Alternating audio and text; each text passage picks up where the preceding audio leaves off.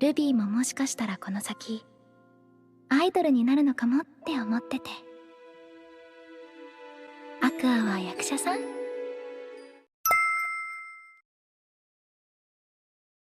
드디어 영광의 첫 라이브를 하게 된 신생 비코마치. 그녀들은 1세대 곡인 스타트 레인을 첫 곡으로 라이브를 시작합니다. 이 노래는 최애아이라 맨 처음에 나오기도 했던 노래였죠. 그리고 한두건 점장님은 우연히 비코마치의 공연을 보러 오는데 그는 오래전 아이의 열정적인 팬이었습니다. 쌍둥이의 전설의 오타게가 나온 그 무대에서도 두건 점장님이 있었고 아이의 죽음에 슬퍼하던 그의 모습도 볼 수 있었죠. 신생 비코마치의 공연을 보던 두건 점장님은 역시 호시노 아이가 없는 비코마치는 비코마치가 아니라고 생각하면서 실망감을 표합니다. 비코마치 세 사람의 형광봉 컬러는 각각 빨강, 노랑, 하양으로 정해졌는데 하양을 고른 카나에게 메모초는 하양은 특별한 느낌이 드니까 치사하다고 여기는 사람이 있다 라는 언급을 했으나 카나는 별 신경을 쓰지 않았죠. 그리고 비코마치의 공연을 보고 있는 엄청난 인파 속에서 반짝이는 형광봉들의 색상은 대부분 루비와 메모초의 색상이었습니다. 카나는 역시 자신이 센터를 맡은 건 잘못된 것이라고 여기며 표정이 굳어버리고 루비는 그 표정을 목격하죠.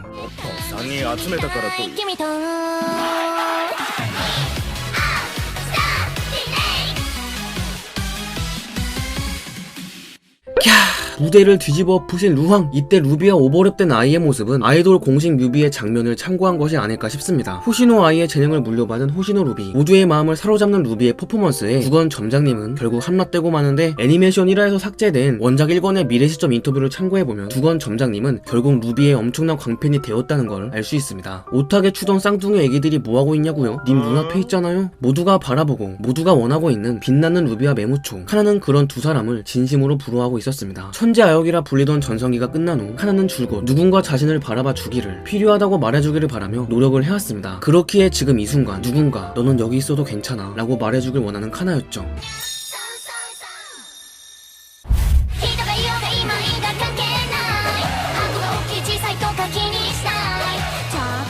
그런 카나의 눈앞에 나타난 오타게의 전설 호시노 아쿠아씨. 야, 어렸을 때 품 여전히 살아있네. 카나가 아쿠아의 오타게를 보고 미소를 짓게 되는 장면, 아이가 쌍둥이의 오타게를 보고 찐텐으로 미소를 짓던 그 장면을 대놓고 연상케 합니다. 뭐 이 정도의 오타게가 효과가 없으면 말이 안 되긴 하죠. 아쿠아의 오타게 덕분에 인파 속에서 카나의 형광봉 컬러가 늘어나기 시작했고 카나는 자신이 아이돌로 활동하는 동안 짝사랑의 대상 호시노 아쿠아에게 있어서 반드시 특별한 존재가 되겠다고 다짐을 합니다.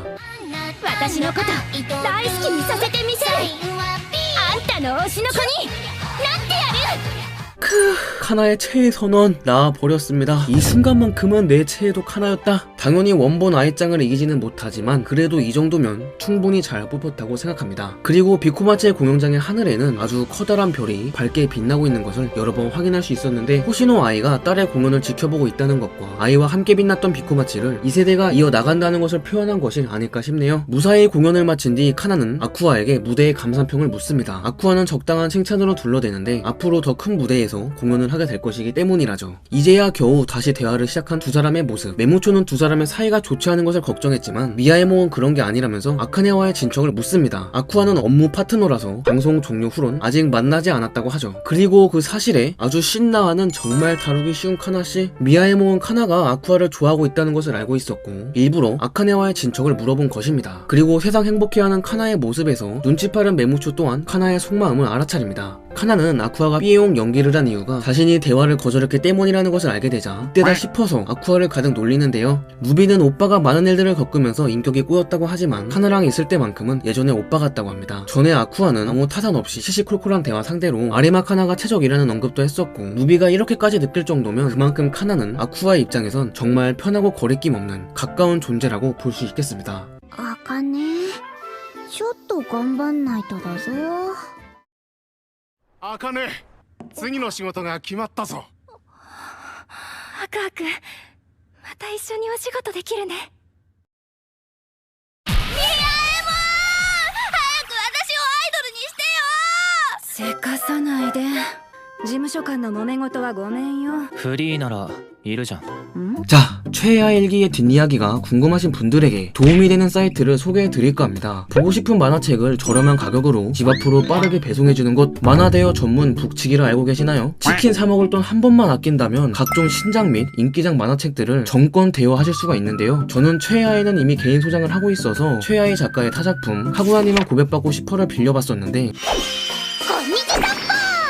하루 만에 배송이 왔을 뿐더러 아주 새책 상태로 배송이 됐더라고요. 여하튼 최애아이 애니도 좋지만 원작은 원작만의 매력이 있기 때문에 애니메이션 1기의 뒷이야기가 궁금하신 분들은 북치기에서 저렴하게 책을 읽어보시는 건 어떨까요? 지금 회원가입을 하시면 총 3,000원 할인 쿠폰을 획득 가능하시고요. 위에 적힌 제 고유 코드를 입력하시면 10% 추가 할인 혜택까지 여러분을 반겨줍니다. 가뜩이나 저렴한 데다가 할인 혜택까지, 이거 참으시면 병납니다. 북치기에서 만화 대여를 하는 방법 빠르고 간단하게 설명드리겠습니다. 홈페이지의 책 리스트에서 관심 있는 작품을 발견하셨다면 여기에 문의 버튼을 누르셔서 재고 여부를 물어봅니다. 재고가 있다는 답변을 받으셨다면 해당 작품의 대여 기간을 선택하신 후 결제로 넘어갑니다. 이때 할인 쿠폰 코드 사용하시는 것 잊지 마시고요. 그렇게 결제가 끝났다면 이제 마지막 절차가 남았습니다. 아무래도 책을 대여해주는 곳이다 보니 보증금이 존재합니다. 보증금 가격이 조금 부담되어 보이지만 이 금액은 여러분이 후에 반납하신 책에 아무 이상이 없다면 고스란히 여러분의 품으로 돌아오는 돈입니다. 참, 반납 절차 또한 별거 없습니다. 반납 1에서 2일 전 안내 문자가 도착하는데 여러분은 반납일에 맞춰서 받으셨던 택배 상자에 책들을 그대로 넣어서 집문 앞에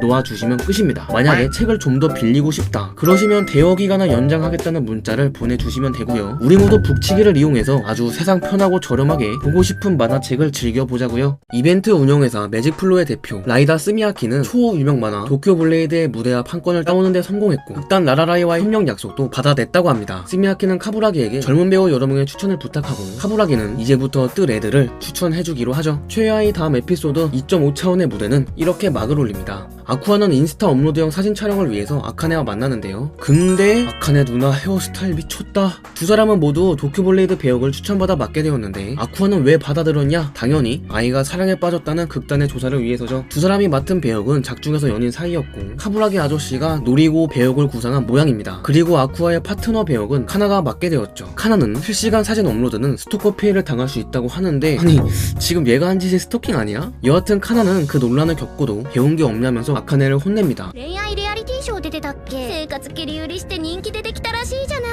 有馬てっきり役者辞めたんだと思ってた今はアイドルだもんね茜 불튀기는 기싸움을 벌이는 두 천재 배우들. 하나가 자리를 뜨자 아카네는 현재 아역과 동갑으로 태어나서 하고 싶었던 배역을 모두 빼앗긴 과거의 억울함을 토로합니다. 하지만 지금은 절대로 지지 않을 거라고 하죠.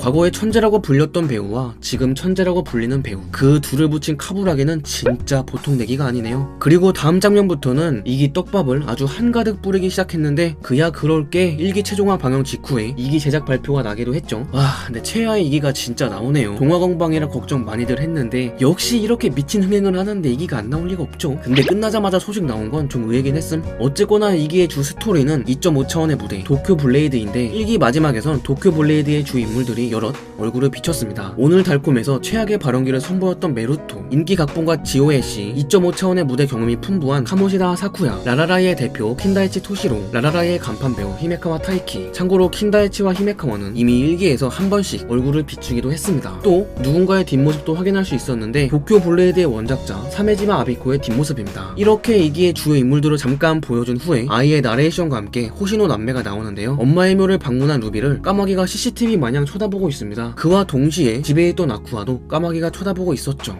이놈의 까마귀 고루가 죽었을 때부터 시작해서 애니메이션 오프닝에서도 계속 날아다녔는데 사실 원작을 보신 분들은 이 까마귀가 뭘 뜻하는지 다 아실 겁니다. 2기에선 이 까마귀와 관련된 무언가가 나올 예정인데요. 동화 공방은 애니 오리지널로 이 까마귀 빌드업을 1기부터 진행을 해왔습니다. 제가 전에 올렸던 이게 떡밥 정리 영상에 설명을 한 적이 있으니 궁금하신 분들은 참고해 주시고요. 이제 우리가 해야 할 일은 2기 방영일까지 존버하기겠죠. 마지막으로 여러분들에게 질문 하나만 하고 영상 마치겠습니다. 여러분 1화를 제외한 1기 최고의 고점은 어떤 장면이라고 생각하시나요?